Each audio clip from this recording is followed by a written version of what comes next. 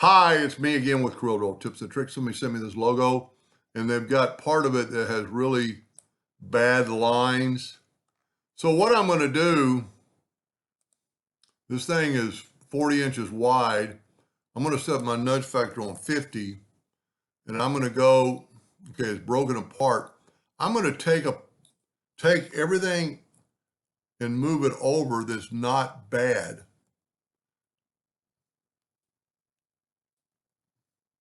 Like the letter C, the insides, because I want to just correct half of it.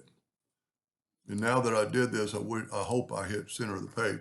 So I'm going to take a 2-point line and hit P. We're pretty close to the center of the page. Let me, not perfect though. Let's try this. Let's try moving all this back and Control G and then hit P. Yeah, the logo is just not perfect, but we're going to make it perfect. So let's go ahead and group it, ungroup it, and let's do the same thing. So I'm coming off the page to not get the other part of the logo. Okay, got all that done. Now, what side's worse? This side has a pretty good part. This is bad and this is bad. So I'm going to say we're going to take the inside or the left side. So what I want to do is cut it in half. And I'm going to take my 2-point line and move it right to that edge. Now, this is the worst side. So I'm going to just take my virtual segment delete key and delete all this. This way we only have to, and see it's not even perfect, but we're going to make it perfect. Matter of fact, we could, you know what, this bottom might have been right on the money.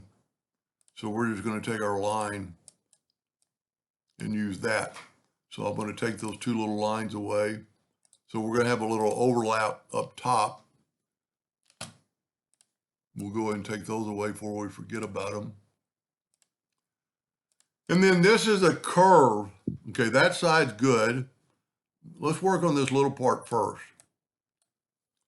So I'm going to take my nodes and I'm going to delete all these nodes in the middle. So I'm just hitting all the nodes and deleting them. And then I'd actually delete that. You know, I don't really know what it's supposed to look like.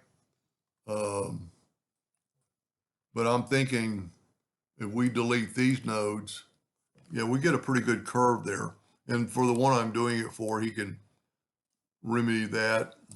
So I'm just deleting nodes. Then I'm going to take my smoothing tool. Well, it's way too big. Set on like a 1/2 inch.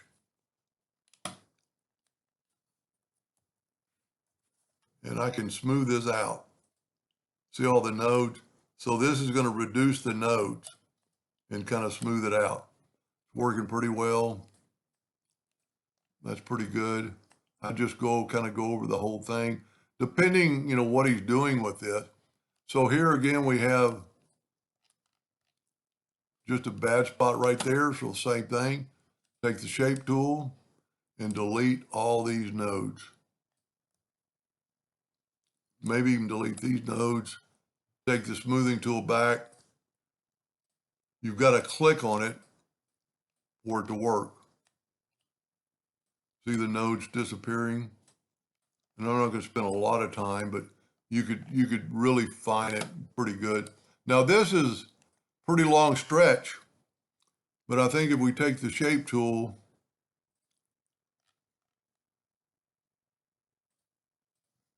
and just see, there's really no nodes on here.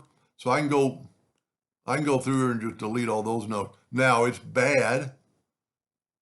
So let's take this and just wind it up and kind of have it match that. I wouldn't worry about it too much until we get rid of some more nodes.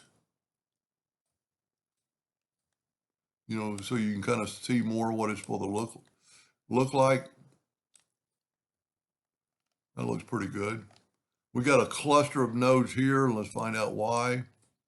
Yep. See, a lot of times you can see the nodes further away than you can when you're close up. And as long as you don't change the shape too much, like I changed the shape pretty much like that, but I can just put that back. And for the one I'm doing it for, he can take his time and do it correctly, or, you know, take more time than I'm doing just to, so you've got to make sure that's clicked where you can see the node to delete the node. You could run the smoothing tool through here, but it would take you forever. So that's why I take the shape tool and just delete all these nodes. And then maybe I would bring that down, put that back up, maybe delete that node and see what it looks like. There's a little hard spot right there. See, there's a lot of nodes. Now, with something that has a lot of nodes like that, we can select all the nodes right here and type in 20. So there's, if you look down at the bottom of the screen, there's 304 nodes. We put it down to 17, but it might not be perfect. So let's get the shape tool and just kind of, you know, play with, whoa, just kind of play with this. And, you know, once you, like right here, that's not good. And it would have been smart if I would have made a copy of the original logo so you kind of put it back on top of it. So I think we're done. Let's take apart our line or delete our line. Control G to group those two things together. Control D to duplicate it.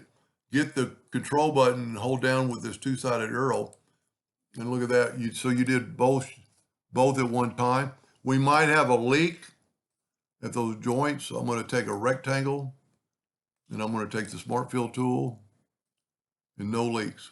Well, yeah, there's no leaks there. That's intentionally. So what I would do with the Smart Fill tool is move it out of the way and just delete all this. Then move this back. I'm nudging the whole time. I'm going to left click, right click.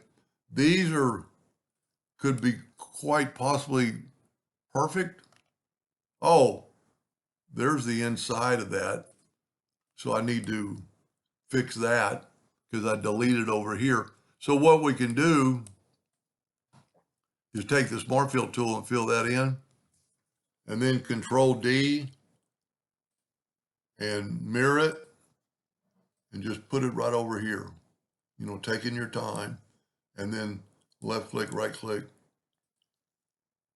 left click, right click, whoop, left click, right click. And there you have it. Let's make sure that inner part works. Let's take the Smart Fill tool, and it worked. So you should be good to go. Now, if you're engraving this, you just want to turn it all black. If you're cutting it out, the seeds are going to fall. I'm pretty sure they're just going to engrave it. So to do that, you could just take it and make it all black. Well, you can't do that. So what you're going to have to do if you're going to engrave this is take the Smart Fill tool, and if you're engraving, you want to use RGB, and you just need to fill in these spots that much time, and you're done. Now, select it all and right click no outline so you don't have any outlines. Or really when you Smart Fill, you can't do that. So we could nudge all this black over. And let's look at it with viewing a hairline or wireframe. See, it's still there. But if we go back to, and the only reason you want to delete those lines is in case you run a combination job. And then of course I would group that together. Anyway, I hope that helped them a little bit. Thank you for watching.